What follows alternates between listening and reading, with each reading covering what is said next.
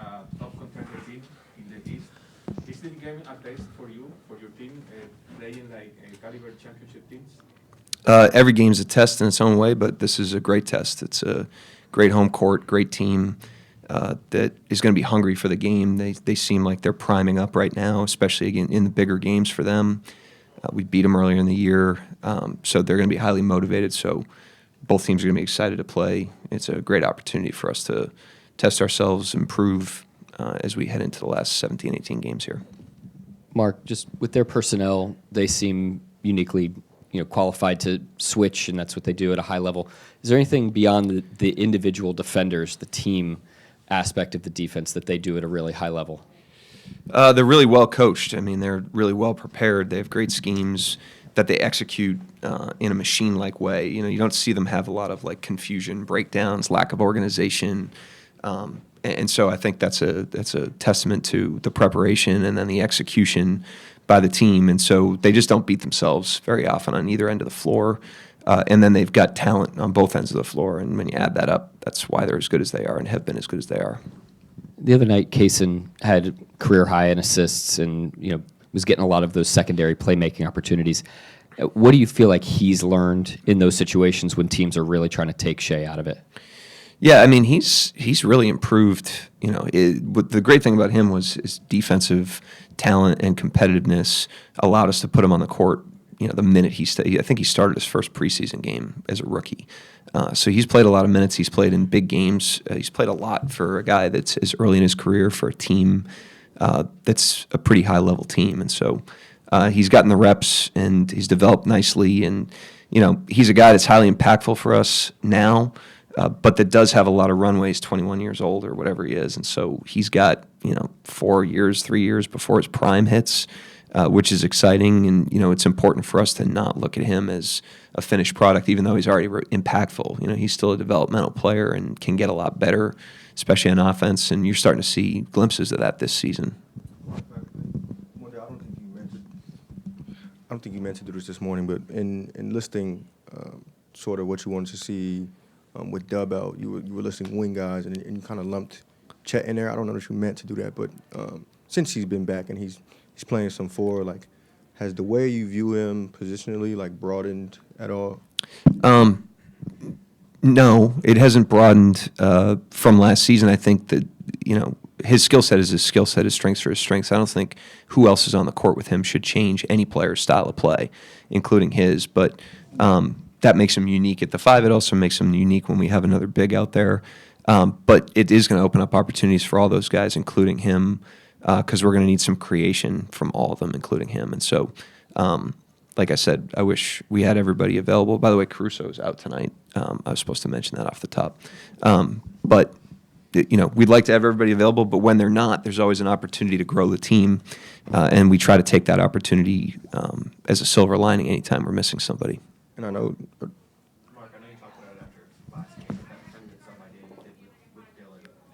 When you're considering something like that, like you're about to go up against Jokic, is that something you think about before it happens, or is that sort of a reacting? I know you mentioned it happened similarly in the game against Golden State, but is that something you anticipate doing, and how often do you study different ways to exploit rules or find different ways to gain advantage or something? I commented on it after the game. It's over now. It's at the end of the day, we just want a fair shake, in terms of the application of the rules. And if we're not getting a fair shake, I think it's part of my job for our team to make sure we get one.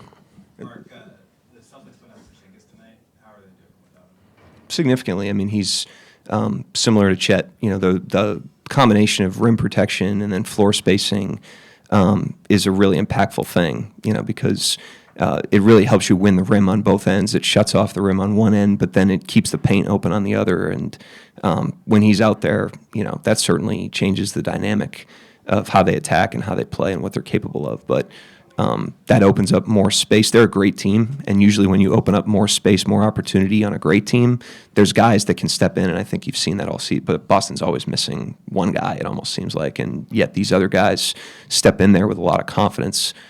We try to be like that as well. We've missed a lot of guys, and it opens things up. So it definitely changes them, but doesn't make them any less dangerous. Mark, How is having the double bigs this year change your team, allow you to do different things? Do you kind of look at that as a matchup thing in terms of going up against other teams, the lineups you run, or is that Well, it's Hartenstein specifically has changed us because of the physicality around the basket, the rebounding on both ends, the screen setting, the rolling. He's a big that is very unique to what we've had. He's been new, so it's been an acquired process, and he's done a great job. The team's done a great job because of his impact. We've been able to grow and have some growing pains and still have success, but it doesn't mean that it was a finished product at the beginning. And as for matchups, we're trying to not make assumptions about it. We've only had Chet back with Hartenstein healthy for a short period of time, so we're trying not to assume anything and throw it out there in situations that may not even be, seem ideal, to see what we have and to see what we need to work on. And again, those guys are such high impact players that we've done that and been able to endure those minutes even when it hasn't been a masterpiece because their impact on both ends of the floor.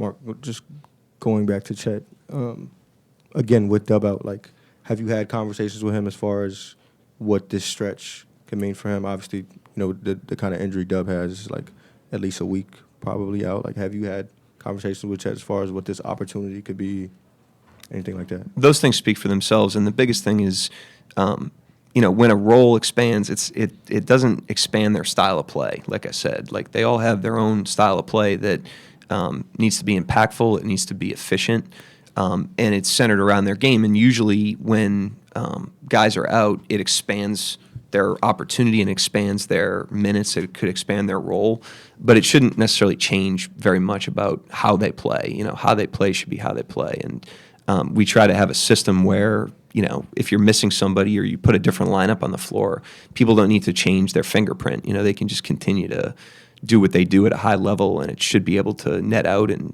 Chet's no different than that. And we've had some success doing that with all these guys. You've spoken on it before, but what kind of imprint did Al Horford make in his year there? And did you see, at 38 years old, what he's still able to do? Yeah, when he won a championship here, there was no one, I don't think I've been around that I was happier to see when he's a champion, and he should have a championship. The champions should have championships, and it doesn't always work out like that. And so I have great respect for Al, and he was with us at a time of a lot of instability. It was COVID. It was the year after the bubble, so it was a shortened season. We had just completely flipped our team over. We made multiple trades in a very short period of time going into training camp, and we're starting our build. And so there was a lot. It was kind of a weird time, and it was a time. It was a new coaching staff, or at least a new coaching staff in terms of our positions. We were all in the organization, but we were in new spots, and there was a lot of things you probably could have poked holes in. It was a very imperfect time, and the thing that always stands out to me about him is he was never cynical, and the season's long. There's a lot of ups and downs. The game's long. There's a lot of ups and downs. If you want to find something not to like or find something to be critical of, you're always going to be able to find it. And here's a guy that has played high-level basketball. He's a veteran player. He got traded to us in a weird circumstance. It obviously wasn't a permanent situation. I think everybody was very clear on that. And yet he was so invested in our team, so invested in every game, so invested in the other guys, and always optimistic, always looking for solutions, never cynical. And it had a huge impact on the foundational year of the build. And also personally for me, it's something I've always appreciated because it was at a time where I was brand new and trying to establish myself with our team. And he only made that easier. So I have nothing bad to say. Obviously, I have nothing bad to say about Al.